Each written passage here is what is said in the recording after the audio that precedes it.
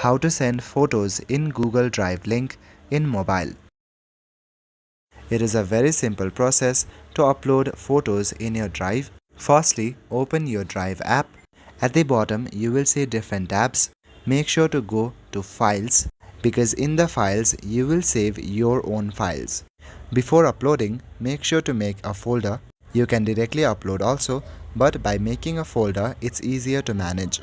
By clicking on the plus icon at the bottom right corner and clicking on folder, you can create a new folder.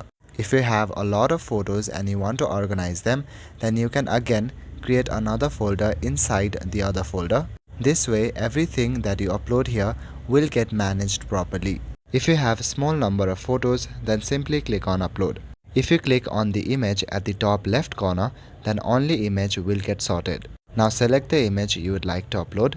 After this, click on the upload option at the top right corner. And just like that, your pic will be uploaded to Drive. Now if you want to share this Drive to another person, firstly, you will need to manage access. Click on the three dot icon and go to manage access. Click on restricted and select anyone with the link. You can also directly send it to anyone. For that, you will need to go back and click on the three dot icon again and then select share. So that's all for today. Thank you.